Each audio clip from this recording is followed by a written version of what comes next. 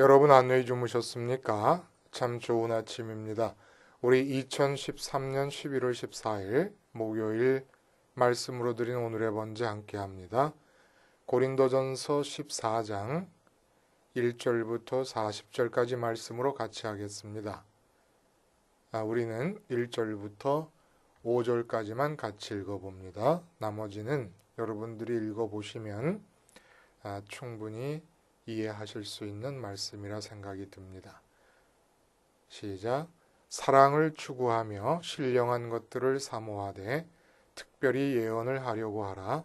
방언을 말하는 자는 사람에게 하지 아니하고 하나님께 하나니 이는 알아듣는 자가 없고 영으로 비밀을 말함이라. 그러나 예언하는 자는 사람에게 말하여 덕을 세우며 권면하며 위로하는 것이요 방언을 말하는 자는 자기의 덕을 세우고 예언하는 자는 교회의 덕을 세우나니 나는 너희가 다 방언 말하기를 원하나 특별히 예언하기를 원하노라. 만일 방언을 말하는 자가 통역하여 교회의 덕을 세우지 아니하면 예언하는 자만 못하니라. 오늘 우리가 함께 읽은 말씀 중심으로 사랑을 사냥하라라는 취지의 사랑 사냥이라는 제목의 말씀으로 하나님 말씀 증거합니다. 사랑 사냥.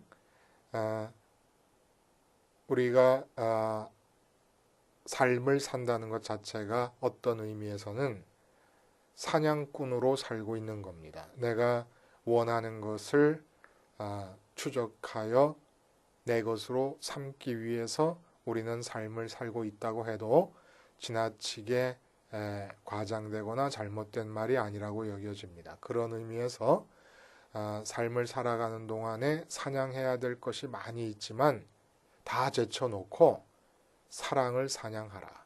그러면 만사가 다 제자리를 잡아갈 것이다 라는 취지의 말씀이 되겠습니다. 여러분, 그 중국의 후한의 전설적인 명의 화타라는 사람의 이름을 다 들어보셨을 거예요. 이 화타라고 하는 분이 제자들을 교육시키기 위해서 만들어낸 침술 교육 방법이 있습니다. 바로 구침지희라고 부르는 것이 구침지희. 뭐냐 하면 살아있는 닭에 9가지 종류의 가지각색으로 생긴 서로 다르게 생긴 침이 있는데 그 9가지 침을 침머리가 보이지 않을 정도로 깊이 찔러 넣습니다. 근데 이렇게 침을 찔러 넣을 때 머리 끝부분까지도 보이지 않을 정도로 깊이 찔러 넣을 때 닭이 아파하거나 닭이 잘못돼서 죽는 경우가 없도록 찌르면 이제 침술의 대가가 된 것이다. 그래서 태의라고 불러요. 태의. 클태자에 의사할 때 의자를 써가지고 구침지희를 이루어낸 침술의 달인이 되면 진정으로 더 이상이 없을 만큼 커다란 의사가 되었다라는 의미에서 태의라고 부릅니다. 그런데 이 동의보감의 저자 허준의 스승 유이태가 있지 않습니까? 유이태라고 하는 사람이 소설 속에만 등장한다는 말도 있고 하는데 하여간 그 유이태의 침술이 구침지희를 넘어섰다고 합니다. 어이, 임금님의 건강을 돌보는 어이와 침술 대결을 할 때 이 구침지희로 대결을 하게 됩니다. 대단한 분이죠. 그런데 이 침술의 달인이 된 유이태라고 하는 허준의 스승이 자기 제자인 허준의 침술에 대해서 이야기하면서 이렇게 얘기를 하게 됩니다. 나는 토끼를 잡기 위한 사냥꾼이 덫을 놓을 때 그 토끼가 다니는 길목에 덫을 놓는다 그러면 덫을 놓는 사냥꾼처럼 침을 놓는다 그러면 내 제자 허준은 토끼가 살고 있는 동굴 입구에 올무를 놓는 것 같이 침을 놓는다. 그러니까 침술의 관건은 우선은 정확한 진맥이죠. 그래서 병을 정확하게 알아내야 됩니다. 그 병을 알아냈으면 그 다음에 그 병에 해당되는 경혈을 누가 더 정확하게 집어서 침을 놓느냐 하는 거예요. 침의 끝머리가 여러분 바늘끝 같지 않습니까? 그러니까 경혈이 있다 그래도 그 바늘끝 같은 것으로 침을 놓을 때 누가 더 정확하느냐는 무한대로 벌어질 수가 있습니다. 이 차이가. 그런데 허주는 사냥꾼이 토끼를 잡을 때 바로 그 토끼가 살고 있는 동굴 입구에 놓는 것처럼 정확하게 놓는다 그러면 나도 제법 정확하다고는 하지만 나는 토끼가 다니는 길목에 덫을 놓는 것 정도로 내 제자 허준보다 침술이 떨어진다라는 이야기를 했다는 얘기입니다. 여러분 오늘 본문에 1절에 사랑을 추구하라라는 말이 나옵니다. 이 추구하라라고 하는 단어가 헬라어로 디오케테라고 하는 단어인데 이 디오케테라고 하는 단어가 뭐냐 하면 그 의미가 사냥꾼이 짐승을 추적할 때의 그 집요함과 그 정확성을 가지고 추구하라는 얘기입니다. 사랑을 마치 사냥꾼이 사냥감인 짐승을 향해 보이는 집요함으로 추구해서 획득하라는 얘기예요. 왜 이렇게 사냥의 비유를 할까요? 사냥감과 사냥꾼 간의 거리가 있습니다. 어떻게 이 거리를 줄이거나 결국 사람이 사냥꾼이 다가가서 거리를 줄이거나 사냥꾼이 갖고 있는 도구에 의해서 거리를 줄이거나 예를 들어 화살로 쏜다 그러면 빗나가면 거리가 좁혀진 게 아니지 않습니까? 결국은 사냥이라는 것은 사냥꾼과 사냥감 간의 거리를 좁혀내는 것이고 거리가 제로가 되게 하는 겁니다. 그러니까 총으로 사냥을 하든 활로 창으로 사냥을 하든 거리가 제로가 된다는 것은 명중한다는 뜻이 될 것이고 또 올무로 사냥할 때는 이렇게 동굴에 바로 거하는 동굴 입구에 올무를 놓음으로써 토끼와 사냥꾼과의 거리가 제로가 되게 하는 것입니다. 근데 사랑을 사냥하라는 얘기는 우리가 어저께 살펴봤듯이 사랑이라고 하는 것은 뗄래야 뗄 수 없는 두 가지 요소와 유기적인 연합관계에 있습니다. 믿음과 소망이라고 하는 두 단계가 반드시 연결되어 있음으로써만 우리는 사랑을 찾을 수가 있고 사랑의 단계에 도달할 수가 있다는 얘기입니다. 그래서 이 유기적인 연결 단계들의 마지막 단계가 사랑이기 때문에 사랑을 우리가 사냥할 때처럼 집요한 마음으로 추적해내고 획득해야 된다는 얘기입니다. 결국 마지막에 하나님과 하나가 되는 단계 아닙니까? 이 하나님과 하나가 되는 이 사랑의 단계에 도달할 수 있기 위해서는 사냥꾼의 집요함을 가져라 라는 얘기가 되겠다는 얘기죠. 자, 그러려면 어떻게 해야 됩니까? 사랑의 마지막 단계가 홀로 존재하는 것이 아니라 믿음과 소망의 단계와 연결되어 존재하기 때문에 정확하게 사랑의 단계에 도달하기 위해서는 정확하게 믿음의 단계에서 올바르게 발을 디뎌 놔야 된다는 얘기입니다. 예를 들면 이런 거예요. 서울에서 출발하는 비행기를 타고 뉴욕에 가려고 하는 분이 있다 그러면 대한민국 전역에서 어디에 살든지 간에 모두 인천공항으로 와야 됩니다. 김포공항도 공항이라고 김포공항에 간다든지 아니면 제가 강원도 강릉에 있는데 강릉에서 가까운 원주 비행장이나 아니면 양양공항으로 간다고 해서 뉴욕으로 도달할 수 있는 비행기에 올라탈 수 있는 게 아닙니다. 이처럼 마지막 하나님과 하나가 되는 그럼으로써 이웃에 대한 사랑도 온전해질 수 있는 이 사랑의 단계에 도달하기 위해서는 믿음의 단계에서 올바르게 올라타야 된다 이겁니다. 믿음의 지점이 올바른 지점이 될 수 있기 위해서는 어떻게 우리가 믿음의 지점을 인식해야 되는 겁니까? 하나님이 제일 좋고 하나님만이 참 만족함의 근거임을 마음으로 깨닫고 인정하는 것이 바로 믿음입니다.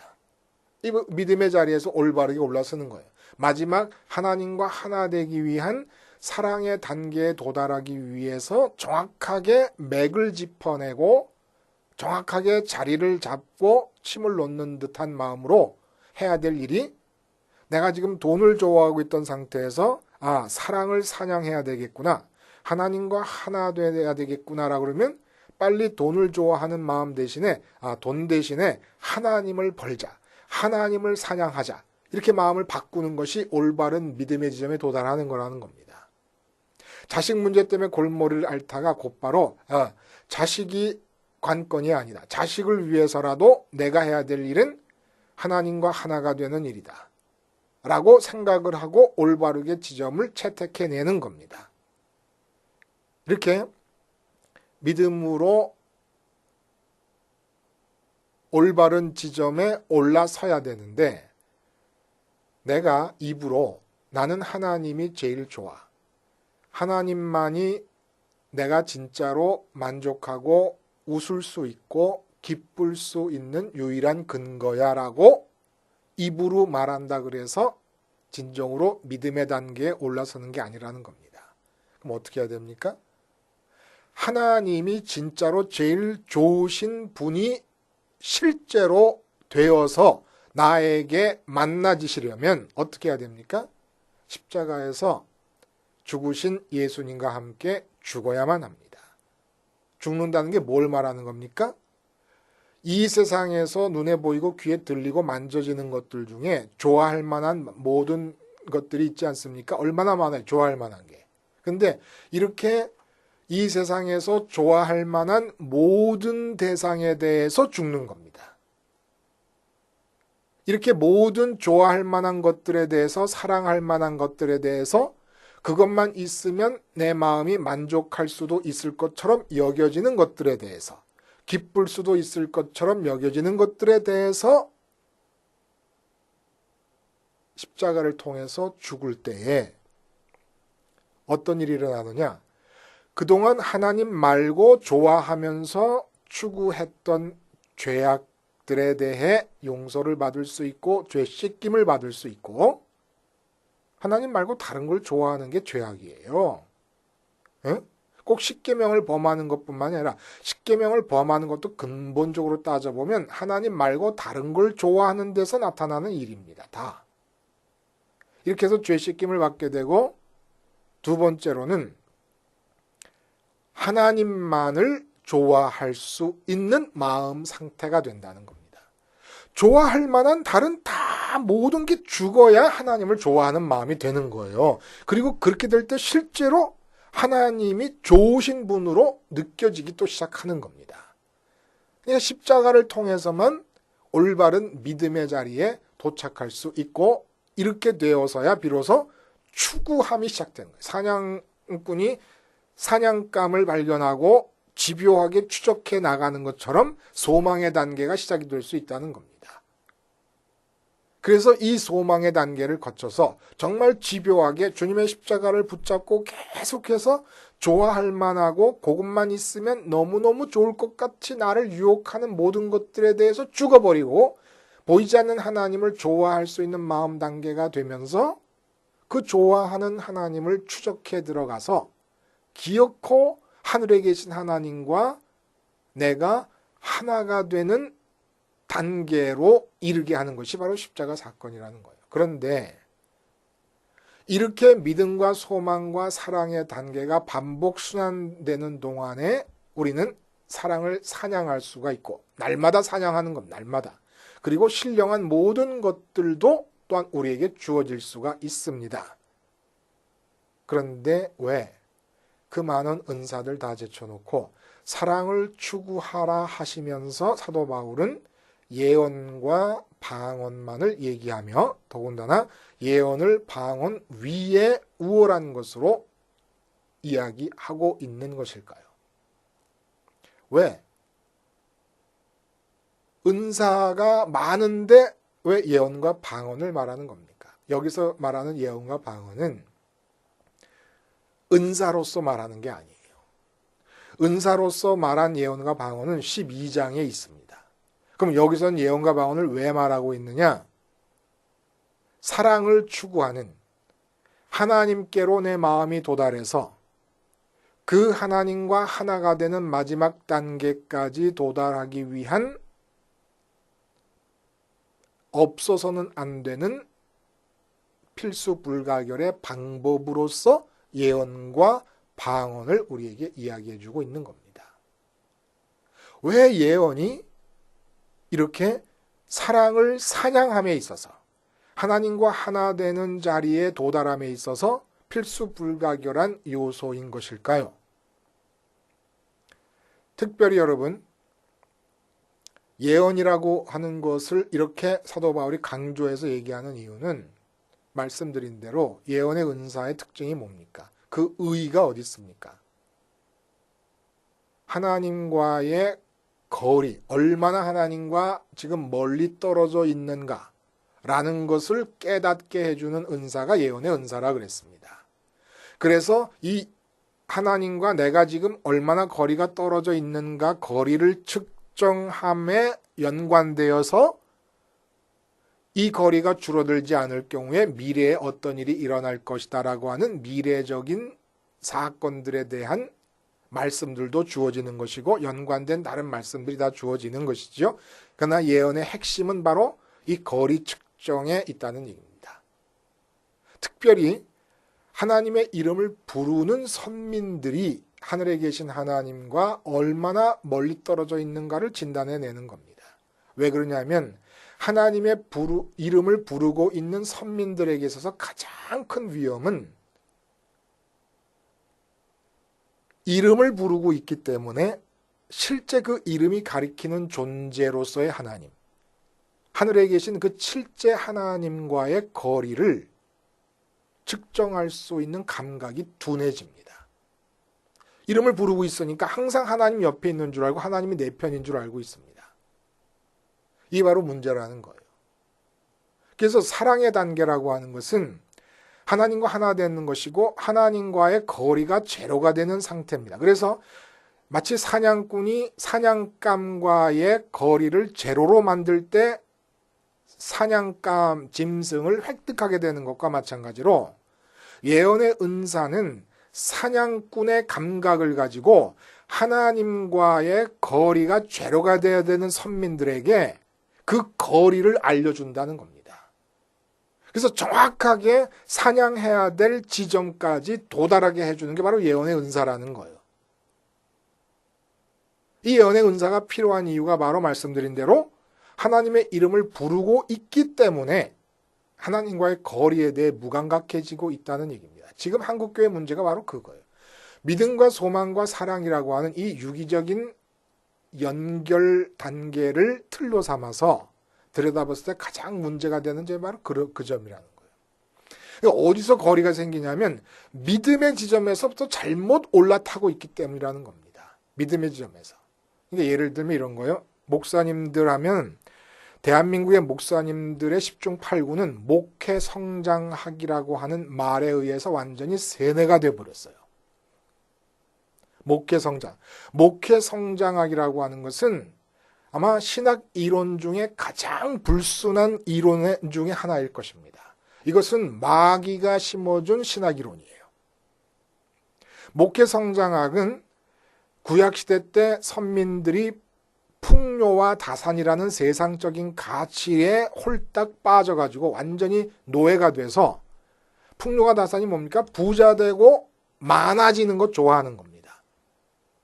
완전히 그 가치의 노예가 돼서 바알 숭배를 할 때와 똑같은 겁니다. 풍요와 다산의 가치에 노예가 된 상태에서 그 풍요와 다산이라는 가치를 기독교적으로 옷을 입혀놓은 것이 바로 목회 성장학이라는 겁니다. 하나님의 뜻에 의해서 교회는 성장할 것이지만은 성장이라는 단어가 내 마음과 머릿속에 기억되는 것은 우상숭배입니다. 그건 하나님의 일이에요. 마치 나라를 회복하심이 언제입니까? 라고 말할 때 제자들에게 때와 시기는 하나님 아버지께 맡기고 너희는 복음을 전하라고 말한 것과 마찬가지로 똑같은 거예요. 얼마나 크겠습니까? 이것은 얼마나 클 것인가, 언제 클 것인가 라고 하는 점은 하나님 아버지께 맡기고 너희는 복음을 전하라 라고 주님이 말씀하실 대상이라는 겁니다. 이 성장이라는 단어 자체가 그렇다는 거예요. 목회 성장은 하나님이 아닙니다. 하나님 자체가 아니십니다. 아닙니다. 그래서 여러분 이렇게 선민들이 하나님 존재로서의 하나님, 하늘에 계신 그 하나님, 이름이 아니라 이름이 가리키는 존재로서의 하나님과의 거리에 대한 감각이 무감각해지는 것에 대해서 모든 예언자가 예언을 하는 거예요. 대표적으로 예레미야를 보면 이런 말이 있어요.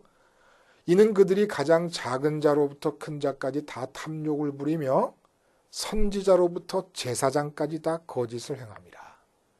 그들이 내 백성의 상처를 가볍게 여기면서 말하기를 뭐라 그러냐면 평강하다 평강하다 하나 평강이 없도다.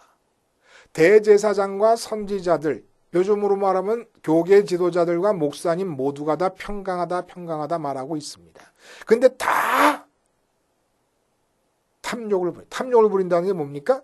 내 마음이 좋다고 느껴서 가져야 될 것은 하나님 한 분뿐인데 그 하나님 이외의 것을 갖고 싶어 하는 게 다 탐욕입니다.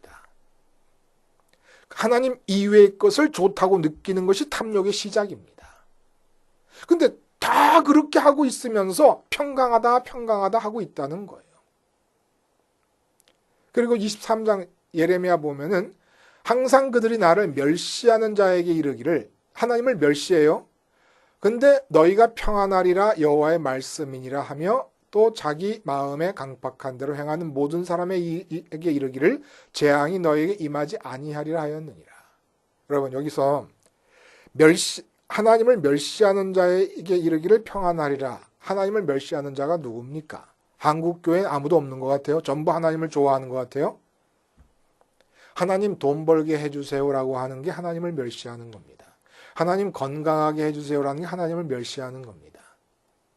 하나님을 놔두고도 돈이 있어야 행복하다는 얘기고, 하나님을 놔두고도 건강이 있어야 행복하다는 얘기고, 하나님을 놔두고도 자녀가 잘 돼야 행복하다는 얘기니까 이보다 더 하나님을 멸시할 수 없습니다.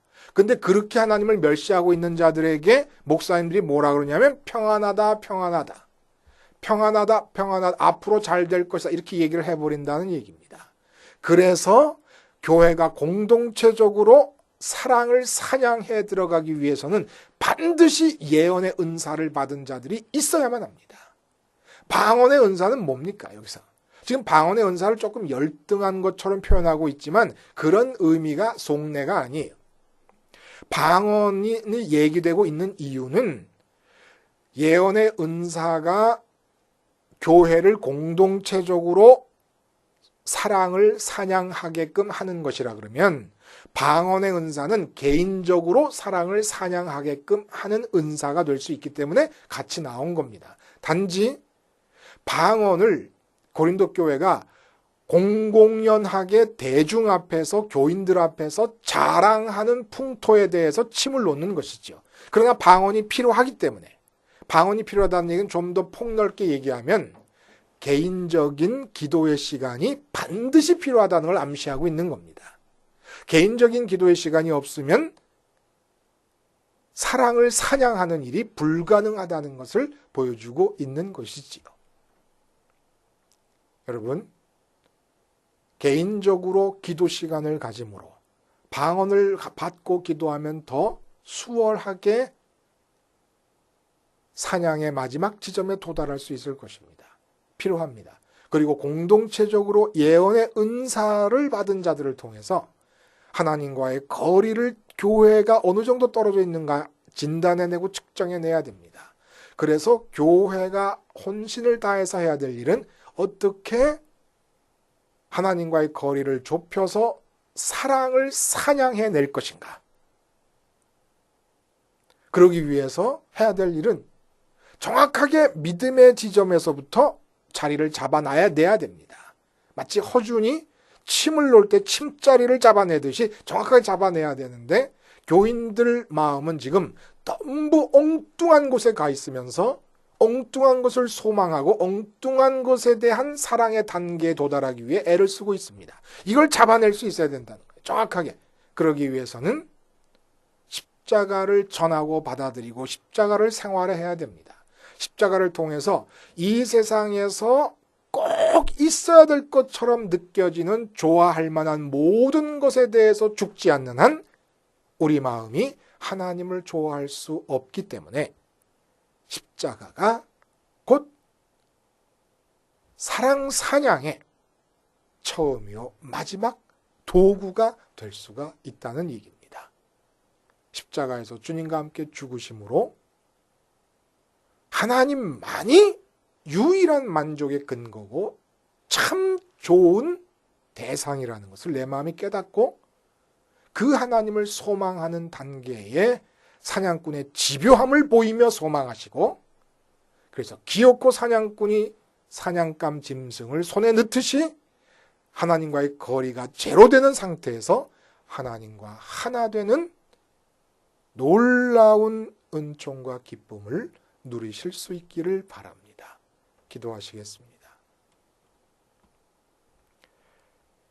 하나님 아버지, 사냥감 짐승을 향한 사냥꾼의 집요함을 우리에게 허락해 주셔서 기어코 사랑의 단계에 도달하여 사랑을 사냥할 수 있는 자들이 되게 해 주시옵시며 그러기 위해서 집에 있을 때나 나가 있을 때나 교회에 있을 때나 언제든지 십자가에서 죽으신 주님을 기억하며 그 주님의 죽음에 연합하는 자들이 되게 하여 주시옵소서. 예수님의 이름으로 기도하옵나이다. 아멘.